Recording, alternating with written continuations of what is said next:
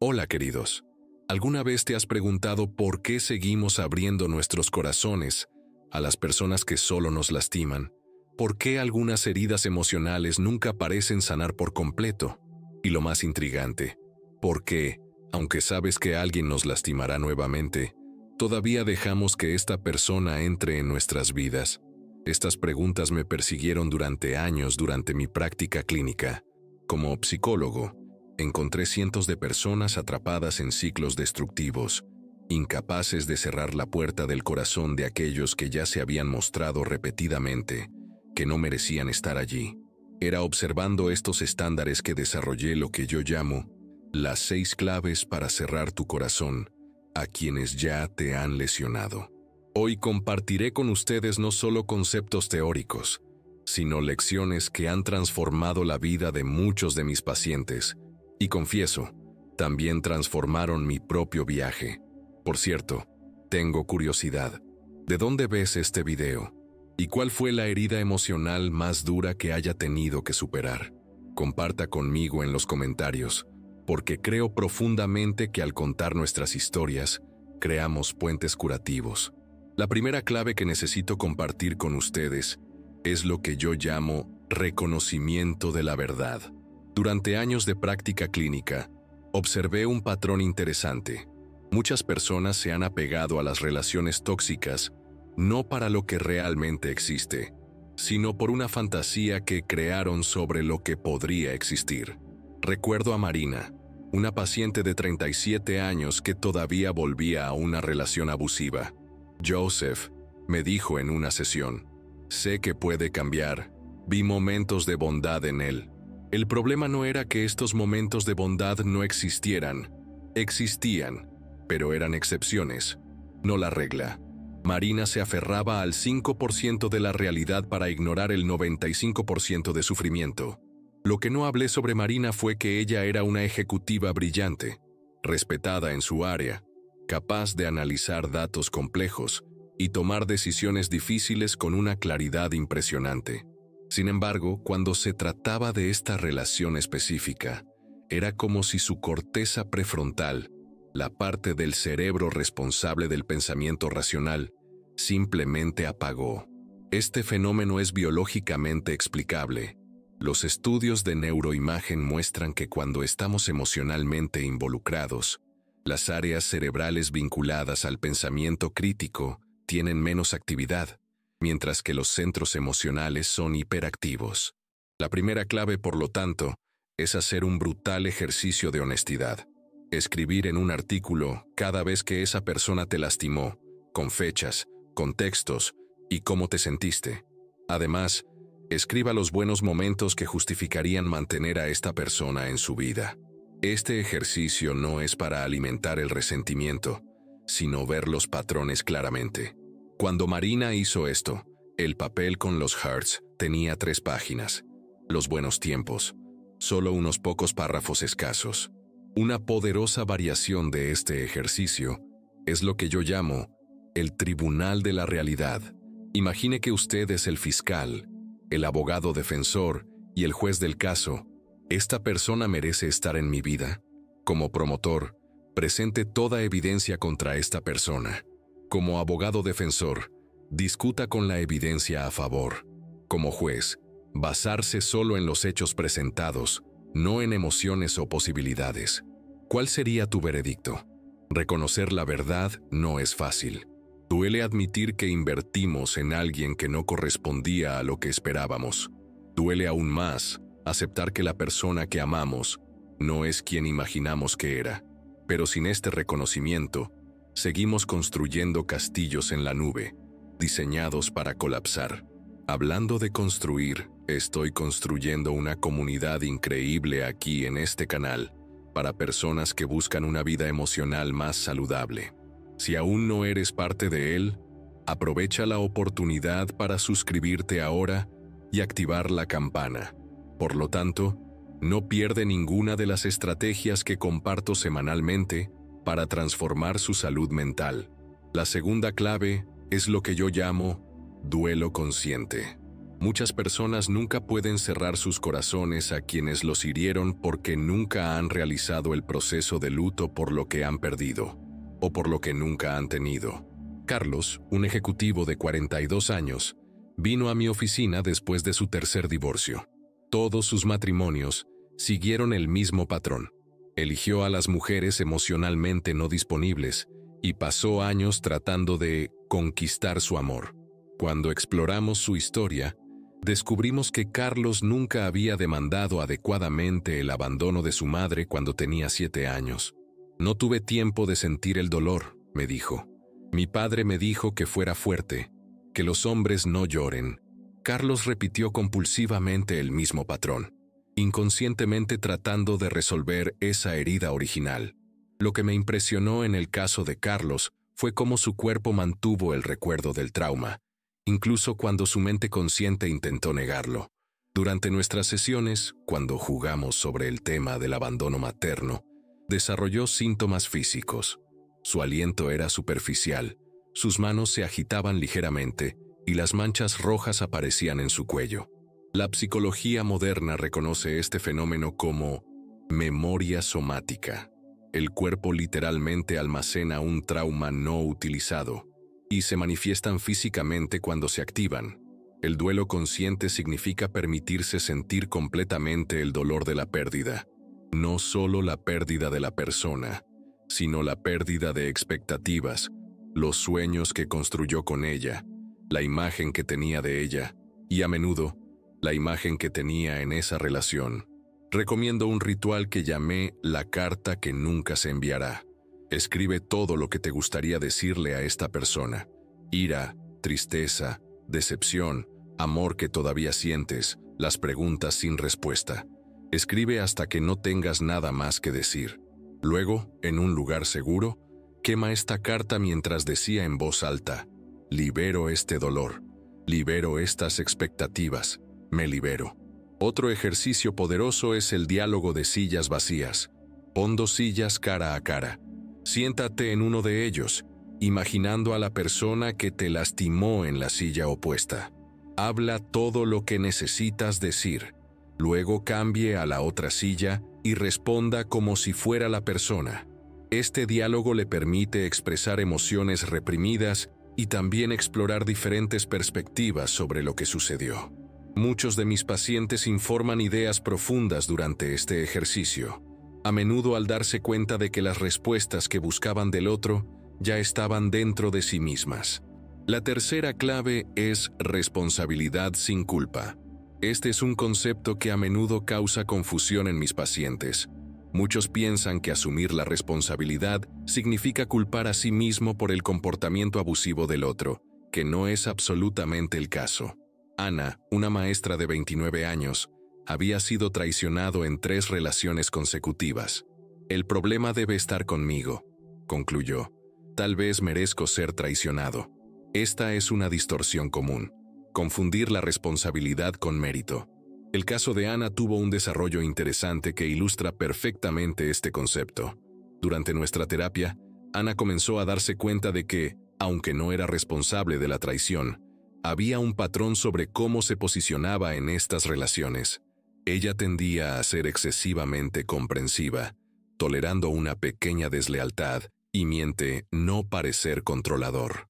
Ana creció en una familia donde expresiones como no hacer drama y no difícil eran constantes, especialmente dirigidas a las mujeres de la casa.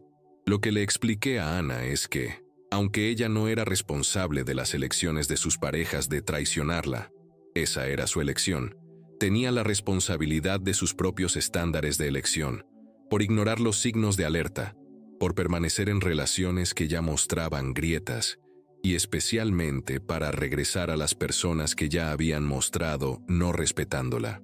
Asumir la responsabilidad sin culpa significa mirar honestamente sus estándares y preguntar: ¿qué papel realizo en esta dinámica? ¿Qué en mí permite que este tipo de persona o comportamiento continúe en mi vida? Una herramienta poderosa para esta clave es lo que yo llamo mapeo estándar. Identifique a todas las personas que te lastiman de manera similar. ¿Qué características comparten? ¿Qué características compartiste al relacionarte con ellas? Cuando te das cuenta de las primeras señales de advertencia y por qué decidiste ignorarlas. Otra técnica que recomiendo es el diario de las señales de alerta. Durante 30 días, escriba cualquier comportamiento que le cause incomodidad en sus relaciones actuales, incluso si parece pequeño o insignificante. No juzgues el comportamiento todavía, solo regístrese. Después del periodo, revise sus notas en busca de estándares. Notará que muchos comportamientos que individualmente parecían no tan graves, colectivamente, forman una imagen preocupante. Ana descubrió que siempre se sentía atraída por los hombres emocionalmente no disponibles y confundió su conquista con el verdadero amor. Cuando finalmente reconoció este patrón, podría tomar diferentes decisiones. La cuarta clave, y quizás una de las más poderosas, es lo que yo llamo fronteras inquebrantables. En español, mi lengua materna, usamos la expresión poner límites, pero prefiero el término fronteras, porque un borde no es solo una línea que no debe superarse. Es un sistema de protección completo para su territorio emocional. Permíteme compartir algo personal. Cuando comencé mi carrera como psicólogo, sufrí lo que llamamos síndrome de Salvador. Estaba disponible para mis pacientes en cualquier momento, respondiendo mensajes al amanecer, extendiendo sesiones sin costo adicional. Pensé que esto mostraba mi compromiso. De hecho, reflejó mi propia dificultad para establecer fronteras saludables. El resultado, en menos de 2 años estaba exhausto, resentido y al borde del agotamiento. Era un colega más experimentado que me dijo: Joseph, sus límites profesionales no solo lo protegen, también protegen a sus pacientes. Sin ellos, no será el terapeuta que necesiten. Miguel, un diseñador de 35 años, sufría de un padre manipulador que constantemente lo hacía sentir culpable por construir su propia vida. Mi padre me llama a las 3 a.m. para hablar sobre problemas que él mismo creó, explicó Miguel. Si no asisto, dice que soy un hijo ingrato, que lo abandoné. El problema de Miguel no era solo la falta de límites, sino su inconsistencia. A veces podía decir no a su padre, pero a veces se dio por culpa o agotamiento. Y esto es crucial para entender. Los límites inconsistentes son casi tan ineficaces como no fronteras. Una verdad que aprendí a trabajar con víctimas de manipulación emocional es que los manipuladores son como los científicos. Experimentan diferentes tácticas y observan meticulosamente qué trabajan. Si una táctica funciona el 20% del tiempo, continuará usándola, porque para ellos, el 20% del éxito es mejor que ninguno. Las fronteras inquebrantables son aquellos que establece con tanta claridad y consistencia que las personas en su vida comienzan a respetarlas no porque los impongan constantemente, sino porque saben que son inquebrantables. Para Miguel, esto significó una conversación directa con su padre. Papá, te amo, pero no responderé más llamadas después de las 9 p.m., a menos que sea una emergencia médica real. Puedo llamarte todos los miércoles a las 7 p.m. para hablar. Lo más importante, Miguel mantuvo esta frontera sin excepción durante 3 meses, incluso cuando su padre intentó todas las posibles tácticas emocionales para romperla. Después de este periodo, sucedió algo extraordinario. Tu padre comenzó a respetar el límite, no porque Miguel lo convenciera intelectualmente, sino porque entendió, a través de la experiencia, que esa frontera era realmente inquebrantable. Para establecer sus propias fronteras inquebrantables, recomiendo el ejercicio de las 3 columnas. En la primera columna, enumere los comportamientos que ya no tolerará. En el segundo, las consecuencias específicas si se producen estos comportamientos. En el tercero, el script exacto que usará para comunicar esto. Y recuerde, una frontera sin consecuencia es solo una solicitud amable. Un elemento clave para mantener bordes saludables es lo que yo llamo frases de anclaje, short, y respuestas asertivas que puede usar cuando alguien intenta exceder sus límites. Por ejemplo, Entiendo su posición, pero mi decisión se toma. Este tema no está abierto a la discusión. Necesitaré tiempo para pensarlo. No es posible para mí en este momento. Practique estas frases hasta que se vuelvan automáticas. Estamos llegando al tramo final de nuestro contenido. Y si está disfrutando de estas estrategias, asegúrese de dejar su gusto y suscribirse al canal.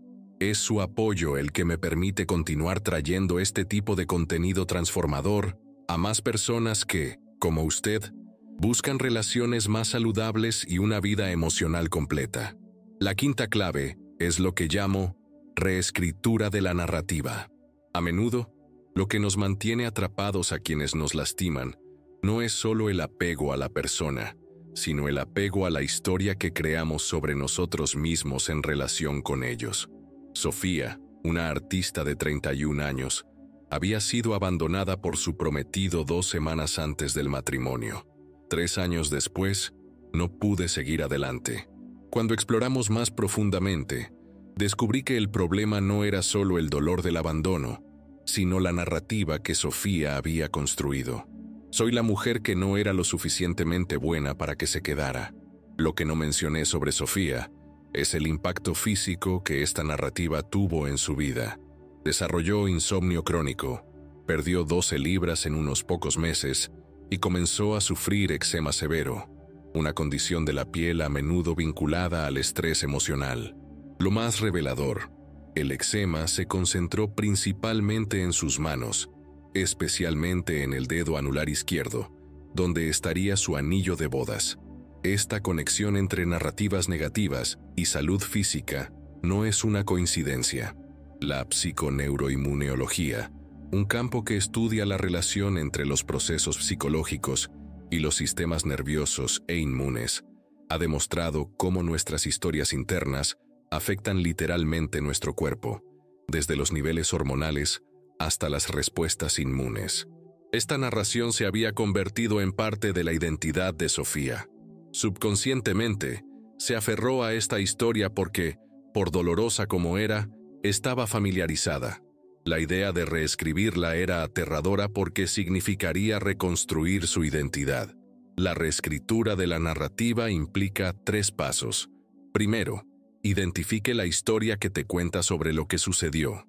No es la versión racional que le dice a los demás, sino la verdadera narrativa emocional que resuena dentro de usted. Para Sofía, no fue solo mi prometido me dejó, sino que no soy digno de ser elegido.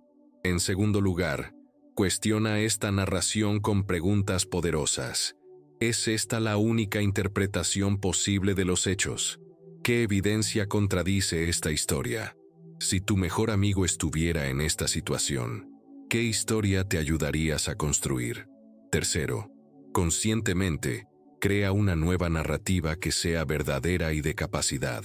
Sofía finalmente reescribió su historia a: soy una mujer que tuvo el coraje de amar por completo y la fuerza para sobrevivir a una gran decepción. Esta experiencia me enseñó lo que quiero y lo que no quiero en una relación, volviéndome más sabio y preparado para reconocer el amor verdadero cuando aparece. Una técnica poderosa para este proceso es la letra del futuro. Escriba una carta a usted mismo con fecha de 5 años en el futuro, describiendo cómo esta experiencia dolorosa resultó ser un punto de inflexión positivo en su vida. Sea específico sobre cómo creció y qué ha aprendido. Mantenga esta carta y vuelva a leerla cuando sienta que regresa a la narrativa antigua. Otra herramienta que uso con mis pacientes es el círculo de influencia. Dibuja 2 círculos concéntricos en una hoja. En el círculo interno, escriba todo bajo su control directo. En el círculo exterior, escriba lo que está bajo su influencia, pero no bajo su control total. Fuera de los círculos, enumere lo que está completamente fuera de su control. Este ejercicio ayuda a darse cuenta de dónde estamos gastando energía emocional tratando de controlar lo incontrolable, en lugar de centrarnos en lo que podemos transformar de manera efectiva. Finalmente, llegamos a la 6ª y última clave: renacimiento a través del propósito. Esta es la clave que transforma el dolor en significado. La herida en sabiduría. Rodrigo, un empresario de 45 años, perdió todo después de ser traicionado por su socio y mejor amigo. Además de las pérdidas financieras, la traición ha destruido su confianza en las personas y sus propios juicios. Durante años, Rodrigo ha vivido consumido por el resentimiento, fantaseando con la venganza. El caso de Rodrigo me recuerda a una investigación fascinante sobre el resentimiento y la salud. Los científicos de la Universidad de Stanford han descubierto que la reflexión en el dolor aumenta los niveles de cortisol en el cuerpo, la hormona del estrés, y con el tiempo afecta negativamente el sistema cardiovascular. En contraste, encontrar un propósito y significado en experiencias difíciles de cerebro, activas asociadas con el bienestar, y fortalece el sistema inmune. El punto de inflexión llegó cuando pregunté: Rodrigo, si esta experiencia tuviera un mayor propósito en su vida, ¿cuál sería? Después de semanas reflexionando sobre esta pregunta, Rodrigo comenzó a convertir su dolor en propósito. Creó un programa para guiar a los jóvenes empresarios sobre los aspectos legales y emocionales de las asociaciones comerciales. Me di cuenta de que podía usar mi experiencia para evitar que otros pasen por el mismo sufrimiento, dijo Rodrigo. Cada vez que ayudo a un joven a estructurar mejor su negocio o reconocer las señales de advertencia en socios potenciales, siento que mi dolor gana significado. Lo más impresionante en el caso de Rodrigo fue cómo se volvió su salud física cuando encontró este propósito. Su presión arterial, que era crónicamente alta, estaba normalizada. Sus migrañas frecuentes disminuyeron drásticamente. Incluso su postura corporal ha cambiado. Literalmente se levantó más fuerte, como si el peso del resentimiento hubiera sido retirado de sus hombros.